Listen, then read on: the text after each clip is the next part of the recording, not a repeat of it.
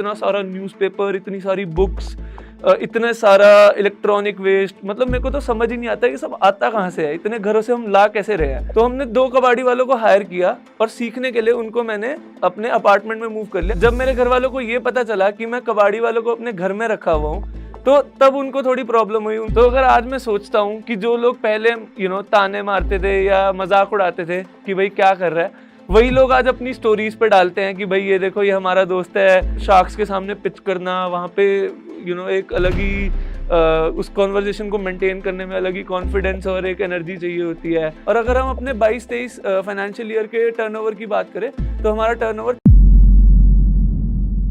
क्या आप जानते हैं कि वो कौन ऐसे लोग हैं जो हमारे शहरों को प्रगति की ओर ले जाने में जुटे रहते हैं? चलिए सुनते हैं एक ऐसे इंसान की कहानी इस वीडियो में। नमस्कार, मेरा नाम मुकुल है और मैं स्क्रैप अंकल का फाउंडर और सीईओ हूँ। स्क्रैप अंकल एक ऐसी ऐप प्रोवाइड करता है जहाँ पे आप अपने घर का कबाड़ बेचने के लिए एक डोर स्टेप पिकअप शेड्यूल कर सकते हैं। मैं हरियाणा के सोनीपत से रहने वाला हूँ और मैंने अपनी पढ़ाई सोनीपत में ही पूरी की। उसके बाद मैंने आईआईटी की कोचिंग दिल्ली में करी और उसके बाद मेरा IIIT दिल्ली में एडमिशन हुआ।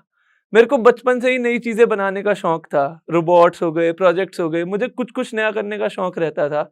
उसके बाद जब मैं IIIT आया, मैंने देखा कि ये सब मेरे दोस्त जो हैं वो कंपनीज में प्लेसमेंट्स के लिए बहुत एक्साइटेड रहते हैं।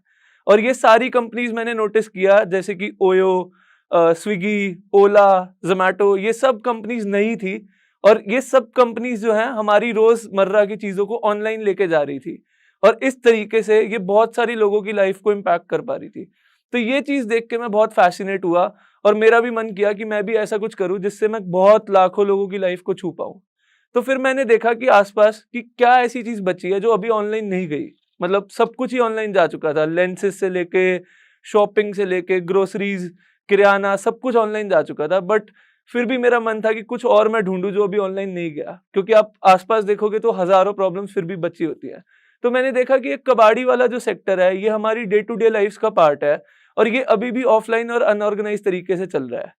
और इस सेक्टर का कुछ तरीके से मेरे बचपन से भी एक लिंक था, बिकॉज मेरे मामा जो हैं वो एक स्क्रैप डीलर थे और मैं उनके जंकयार्ड में जाता था अपने प्रोजेक्ट्स के लिए इलेक्ट्रॉनिक कंपोनेंट्स वगैरह ढूंढने। तो मैं वहाँ बैठता था, तो कुछ तरीके से मुझे इस सेक्टर की नॉलेज भी थी। तो मैंने ये देखा कि इस सेक्टर को हम ऑनलाइन ले जाके बहुत सारे लोगों की लाइफ को छू सकते हैं। स्क्रैप अंकल का आइडिया जब मैंने अपने घर पे डिस्कस किया, मतलब पेरेंट्स से तो पूछना ही पड़ता है कि कुछ भी अगर आप नया करना चाहो, तो उनको कोई प्रॉब्लम नहीं थी। दे वर रियली सपोर्टिव, मतलब उनको पूरा they were okay with scrap uncle. And उस टाइम पे एक ये इशू था कि मैं कॉलेज में ही था, तब भी मैं अपने 3rd ईयर में था कॉलेज के। और उसके बाद उन्होंने सपोर्ट किया, but and we started scrap uncle. But पैसों का कोई ऐसा सपोर्ट नहीं कर पाए, बिकॉज वो पहले ही कॉलेज की फीस इतनी ज्यादा थी, तो कहाँ से ही पैसे अरेंज करते एक कंपनी स्टार्ट करने के लिए। तो हमने 2-4 हज़ार रुपए घर वालों से लिए और उससे स्क्रैप अंकल स्टार्ट किया। तब हमारे को कोई क्लैरिटी नहीं थी कि भाई लोगों को प्रोडक्ट पसंद भी आएगा या नहीं आएगा।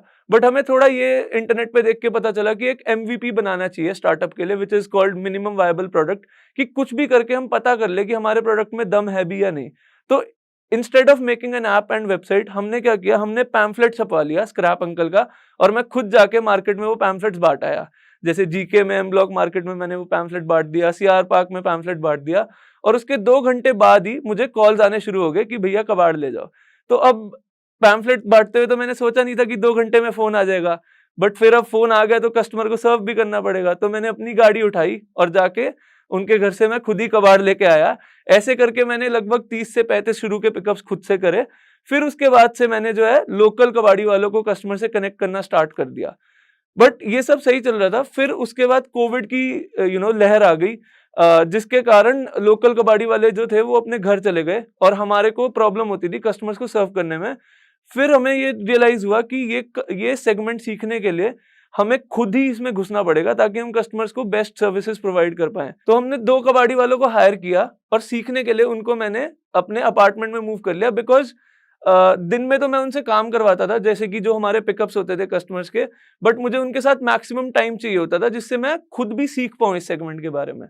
तो जो ये कबाड़ का सेगमेंट है, इसके बारे में 2 चीजें हैं। एक तो ये कॉम्प्लेक्स है, like it is not easy to understand. इसमें बहुत सारी वेराइटीज होती हैं।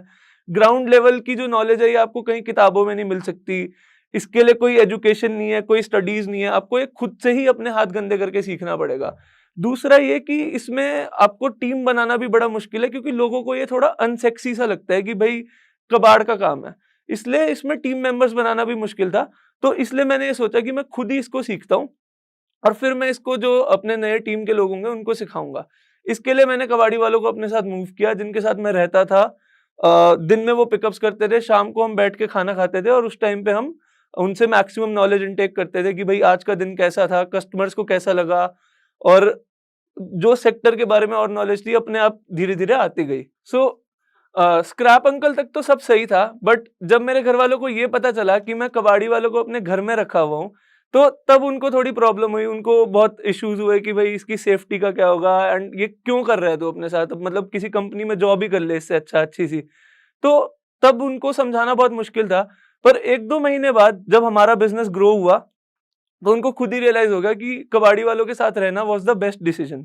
बिकॉज सीखने से, हाथ गंदे करने से ऐसी बारीकियां पता चली बिजनेस की, जिसको हमने ठीक करके अपने बिजनेस को ग्रो कर लिया काफी। मतलब जो उस टाइम पे हमारा बिजनेस 4x हो गया था 1 महीने में, जस्ट बिकॉज हमने कबाड़ी वालों को अपने साथ रखना शुरू कर दिया था।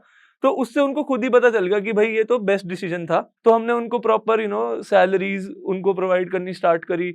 शुरू में तो हमारी कंपनी खुद भी छोटी थी, तो हम भी 18-20 हज़ार ही दे पाते थे। पर अभी मतलब जैसे जैसे कंपनी 1-1.5 साल में ग्रो करी, अब हम उनको अच्छे खासे पैसे देते हैं महीने के। उनको और जॉब सिक्योरिटी उनके पास है, उनको इंश्योरेंस हमने प्रोवाइड किया है, और हम मतलब उनकी फैमिली से भी इंटरेक्ट करते हैं, उनकी जिस तरीके से भी हो सके हेल्प करते हैं। और बिकॉज उन्होंने ही हमारी कंपनी को सेटअप करने में हमारी बहुत ज़्यादा हेल्प करी है।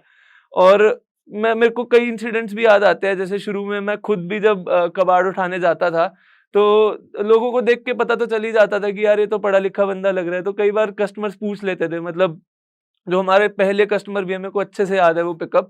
मैं अपनी गाड़ी लेके गया था, पूरा पसीने पसीने हो गया था और मिट्टी विट्टी भी लग गई थी कपड़ों पे जब मैं लेके आया था सामान। तो वो पूछ रहे थे कि भाई तुम तो पढ़े लिखे लग रहे हो, तुम ये काम क्यों कर रहे हो। तो उनको समझाने में अगर कोई बिल्कुल स्टार्टअप इकोसिस्टम से अगर जुड़ा हुआ बंदा है, वो तो फिर भी समझ सकता है कि हर किसी को खुद ही करना पड़ता है। जैसे बहुत सारे एग्जाम्पल्स है कि फ्लिपकार्ट में जैसे जो फाउंडर्स थे वो खुद ही डिलीवरी करने जाते थे। ऐसे ही और भी बहुत सारे एग्जाम्पल्स है। बट अगर कोई एक नॉर्मल इंसान जो है, उसको समझाने में बड़ी दिक्कत होती थी कि भैया मैं क्यों कर रहा हूँ ये काम खुद से। मैं तो एक्चुअली कस्टमर से इंटरेक्ट करना चाहता था और जानना चाहता था कि और कैसे हम अपनी सर्विस को इम्प्रूव करा सकते हैं। और इवन अभी तक भी मैं सरप्राइज पिकअप्स पे जाता रहता हूँ, मतलब ऐसे ही रैंडमली कभी भी पिकअप से जाऊंगा। और मेरा मानना ये है कि एक फाउंडर को ना अपने कस्टमर से बात करना कभी नहीं छोड़ना चाहिए, क्योंकि कस्टमर से ही सबसे ज्यादा सीखने को मिलता है। चाहे वो 1 बिलियन की कंपनी बन जाए, चाहे 10 बिलियन की कंपनी बन जाए, उसको कस्टमर से रोज बात करनी चाहिए और रोज ही कस्टमर उसको कुछ नया सिखाएगा। तो यही करने के लिए मैं पिकअप्स करने जाता था, और शुरू में मैन पावर भी की कमी भी थी, इसलिए भी मैं पिकअप्स करने जाता था। तो ये कुछ इंसिडेंट्स मुझे याद आते हैं। तो ये चीजें थी जो सोसाइटी को समझाने में थोड़ी दिक्कत होती है, क्योंकि सोसाइटी काम को बड़ा छोटा करके तोलती है। पर मैंने ये सोच लिया था कि चाहे लोग कुछ भी कहें, मेरे को तो ये करना ही करना है, क्योंकि मुझे पोटेंशियल रियलाइज हो गया था इस प्रॉब्लम का कि भाई प्रॉब्लम बहुत जेन्युइन है। हर रोज बिना मार्केटिंग के हमारे ऐप पे डाउनलोड्स आते थे, हमारे पास पिकअप्स आते थे। तो मुझे ये तो पता था कि यार इसको बड़ा तो कर सकते हैं। तो मैंने ठान लिया था कि यार मेरे को तो यही करना है, चाहे अब कोई कुछ भी कहे। हालांकि मेरे दोस्त भी कई बार बोलते थे, और मैं जैसे उनसे बात करता था तो उनमें से कोई मतलब काफी कंफर्टेबल लाइफ होती थी, काफी अलग लाइफ होती थी उनकी। बट मेरे को इसी में ही मजा आने लगा था जो मैं कर रहा था। मैं इंजॉय करने लगा था इस लाइफ को। और जो मैंने अपनी टीम भी बनाई, जो मतलब मैंने अपने टीम मेंबर्स लिए, उसमें से कुछ मेरे दोस्त भी हैं जो अच्छी कंपनी से जॉब छोड़ के मेरी टीम को उन्होंने ज्वाइन किया, कम सैलरी पे ज्वाइन किया, और वो लोग भी इंजॉय करने लगे इस सेक्टर को, क्योंकि हमें ये दिखने लगा था कि जो हम प्रॉब्लम सॉल्व कर रहे हैं वो बहुत जेन्युइन है। और लोग जिस तरीके से हमारी तारीफें करते थे, जैसे अभी एक कस्टमर का रिव्यू आया था जो कि एक IIT दिल्ली के प्रोफेसर थे कस्टमर। उन्होंने बोला कि भाई मैंने 45 साल में ऐसा सर्विस नहीं देखा कबाड़ का, अपने मतलब 45 साल की अपनी जिंदगी में। तो हमें ये पता चल गया था कि जो हम कर रहे हैं वो विन विन है सबके लिए। मतलब कस्टमर्स भी बहुत खुश हैं हमारी सर्विस से, जिनको हम एम्प्लॉय कर रहे हैं, एम्पावर कर रहे हैं, जो कबाड़ी वाले हैं वो भी बहुत खुश हैं, और एक एनवायरनमेंट का भी भला हो रहा है। मतलब हमारे प्रोडक्ट से जो है एनवायरनमेंट का बहुत ही ज्यादा हम ध्यान रख रहे हैं, अच्छे से रिसाइकल कर रहे हैं चीजों को, और ये जो प्रॉब्लम है ये एक फ्यूचरिस्टिक प्रॉब्लम है, ठीक है। अभी हमें फिर भी चाहे बड़ी ना लगती हो, पर फ्यूचर में अगर हम देखें तो कबाड़ निकलना ही निकलना है, कंज्यूमरिज्म बढ़ता जा रहा है, लोगों की परचेजिंग पावर बढ़ती जा रही है, हर कोई सामान खरीद रहा है जो कि 2 4 5 साल बाद कबाड़ हो जाना है। तो अभी 10 साल बाद प्रोजेक्ट करें तो वेस्ट मैनेजमेंट एक बहुत बड़ी प्रॉब्लम होने वाली है। तो उस चीज को हम सॉल्व कर रहे हैं, तो हमें बहुत मजा आने लगा जो हम कर रहे हैं उस चीज में। और मैं पर्सनली बताऊं तो जब मैं अपने वेयर हाउसेस जाता हूं, मैं देखता हूं रात को कि भाई ट्रक्स लाइन में खड़े हैं, तो एक वीडियो में सुनने में या एक आर्टिकल पढ़ने में और एक रियलिटी में देखने में बहुत फर्क होता है कि भाई इतने सारे ट्रक्स आ रहे हैं, सारे के सारे ट्रक्स लदे हुए हैं अलग अलग चीजों से, इतना सारा न्यूज़पेपर, इतनी सारी बुक्स, इतना सारा इलेक्ट्रॉनिक वेस्ट। मतलब मेरे को तो समझ ही नहीं आता कि सब आता कहाँ से है, इतने घरों से हम ला कैसे रहे हैं, और वो पूरा हमारे वेयर हाउस में भरा रहता है और रोज निकलता है, और उस पूरी ऑपरेशनली हैवी चीज को मेंटेन करना, चलाना, वो एक अलग ही सेटिस्फैक्शन प्रोवाइड करती है। तो अगर हम स्क्रैप अंकल की ट्रैक्शन की बात करें तो पिछले 2 सालों में स्क्रैप अंकल ने 40,000 से ज्यादा पिकअप्स कंप्लीट करे हैं दिल्ली एनसीआर रीजन में, जिसके जरिए हमने 20 लाख किलो से ज्यादा रिसाइकलेबल्स और स्क्रैप को रिसाइकलिंग यूनिट्स तक पहुंचाया है। और अगर हम अपने 22-23 फाइनेंशियल ईयर के टर्नओवर की बात करें तो हमारा टर्नओवर 4 करोड़ का रहा है इस साल। और इससे आगे का हमारा प्लान ये है कि हम स्क्रैप अंकल को दूसरी मेट्रो सिटीज तक लेके जाएं, और उसके बाद इंडिया की दूसरी टियर 2 सिटीज तक भी लेके जाएं, ताकि हर जगह हम ये रिसाइकलिंग की परसेंटेजेस को बढ़ा सके और लैंड रिसाइकलेबल्स को लैंडफिल से दूर रख सके। और अगर फंडिंग की बात करें तो शुरू में जैसे हमें ग्रांट मिली कोलंबिया से, जो कि एक बहुत छोटी ग्रांट थी, तो उसी से मैं बहुत मेरे को ना मन में ये था कि मेरे को सेल्फ सस्टेनेबल बिजनेस बनाना है, मेरे को ऐसा बिजनेस नहीं बनाना जो फंडिंग पे बहुत डिपेंड करे या जिसमें बहुत ज्यादा बर्न हो। मेरे को ऐसा बिजनेस बनाना है, मेरे को खुद के लिए देखना था कि यार ये बिजनेस खुद कमा सकता है, सस्टेन कर पाएगा खुद को या नहीं। तो इसलिए मैंने काफी टाइम फंडिंग के लिए ट्राई नहीं किया, सिर्फ उस कोलंबिया की ग्रांट से शुरू किया, जो 22-23 लाख की जो ग्रांट थी, और उसी से बिजनेस को एक अच्छे खासे 30 लाख रुपए पर मंथ रेवेन्यू के स्केल पे पहुंचाया। और उसके साथ साथ जैसे जैसे थोड़ी रेवेन्यू बढ़ी और जब मेरे को ये रियलाइज हुआ कि हाँ कि बिजनेस खुद से ग्रो कर रहा है, ज्यादा कोई फंड्स की हमें कोई रिक्वायरमेंट नहीं है, एक्सटर्नल फंड्स की, फिर मैंने ये रियलाइज किया कि अब स्केल करना है, तो स्केल करने के लिए अब पैसा उठाते हैं। तो उसके लिए फिर हमने इन्वेस्टर्स को रीच आउट करना शुरू किया। मैं वाई कॉम्बिनेटर के इंटरव्यू के लिए भी गया, हालांकि इंटरव्यू क्लियर नहीं हो पाया मेरा। और उसके अलावा शार्क टैंक में मैंने अप्लाई किया था सीजन 1 में, तो उसमें भी सीजन 1 में एक्चुअली मेरा सिलेक्ट हो गया था, बट वो ईमेल जो है स्पैम में चला गया था, जो शॉर्ट लिस्टिंग होती है राउंड्स की, तो वो हो नहीं पाया। फिर सीजन 2 में मैंने दोबारा अप्लाई किया, ईमेल्स को अच्छे से चेक किया, और फिर इवेंचुअली शार्क टैंक में क्या होता है कि सबसे पहले आपको एक ऑनलाइन फॉर्म सबमिट करना होता है, उसके बाद आपको एक दूसरा डिटेल्ड ऑनलाइन फॉर्म सबमिट करना होता है। मतलब वो पहले सिलेक्ट करते हैं कुछ लोगों को, और उन लोगों को वो डिटेल्ड ऑनलाइन फॉर्म सबमिट करना होता है, और उसके बाद वो एक ऑडिशंस के लिए बुलाते हैं, जो कि अलग अलग जोन्स में, अलग अलग शहरों में होते हैं। तो उस ऑडिशन में उनकी शार्क टैंक वालों की 2 टीम्स होती हैं, एक मीडिया टीम हो गई, एक बिजनेस टीम हो गई, जो कि आपको जज करते हैं। एंड उसके बाद आपको जो है स्टूडियो राउंड के लिए मुंबई बुलाया जाता है। तो वो भी एक अपने आप में एक पूरा प्रोसेस था, उसमें भी काफी कुछ सीखने को मिला। और शार्क्स के सामने पिच करना, वहां पे एक अलग ही उस कॉन्वर्जेशन को मेंटेन करने में अलग ही कॉन्फिडेंस और एक एनर्जी चाहिए होती है। और तो ये सब चीजें भी एक तरह से एंटरप्रेन्योरशिप हमें सिखाती हैं। सो वहां पे जाके पिच किया और इवेंचुअली हमें डील मिली। उसके बाद एक शार्क टैंक इफेक्ट भी होता है, जो कि आप एक बार टीवी पे आ जाओ तो अगर आपका B2C या D2C प्रोडक्ट है तो आपको उसका बहुत फायदा रहता है कि आप आपके प्रोडक्ट को बहुत विजिबिलिटी मिल जाती है, आपके प्रोडक्ट को जानने लगते हैं लोग, और एक मार्केटिंग वाला बेनिफिट भी आपको शार्क टैंक से जो है मिलता है।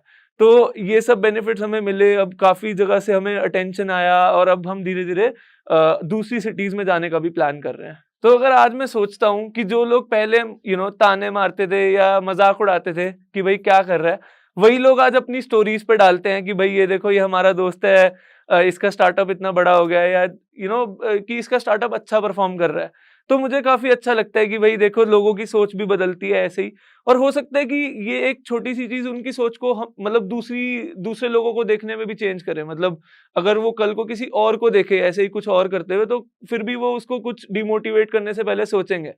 तो जैसे मैंने स्क्रैप अंकल की शुरुआत करी, इसी तरह हमें सबको आगे आना चाहिए और इनिशिएटिव्स लेने चाहिए जो कि हमारी सोसाइटी और हमारे शहरों को साफ रखे और हमारी एनवायरनमेंट को भी संभाल के रखे। और उसके अलावा मैं यही कहना चाहूंगा कि भाई जो भी लोग हैं, जो भी एंटरप्रेन्योरशिप या स्टार्टअप्स करना चाह रहे हैं, मेरा ये मानना है कि भाई आपको जो एक बेसिक रिक्वायरमेंट होती है वो ये होगी मेरी तरफ से कि नेवर गिव अप, मतलब कभी भी हार मत मानो। लगे रहो लगे रहो लगे रहो, कुछ ना कुछ तो निकल ही आएगा। मैं ये नहीं कह रहा अभी हमारी कंपनी को भी बहुत कुछ करना है, हम तो मैं ये मानूंगा कि 1% भी नहीं पहुंचे जो एक सक्सेस होता है उसके।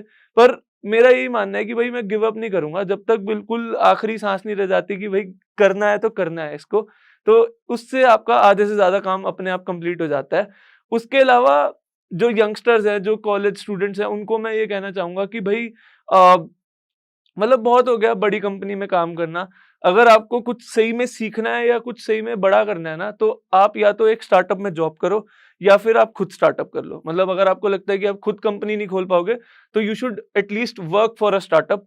उससे क्या होता है कि आपको ना बहुत कुछ सीखने को मिलता है। अगर आप बड़ी कंपनी में काम करते हो, वहां पे चीजें स्लो होती हैं, एक स्ट्रक्चर होता है, आपकी डिसीजन मेकिंग पावर नहीं होती और आप उतना इम्पैक्ट नहीं कर पाते चीजों को।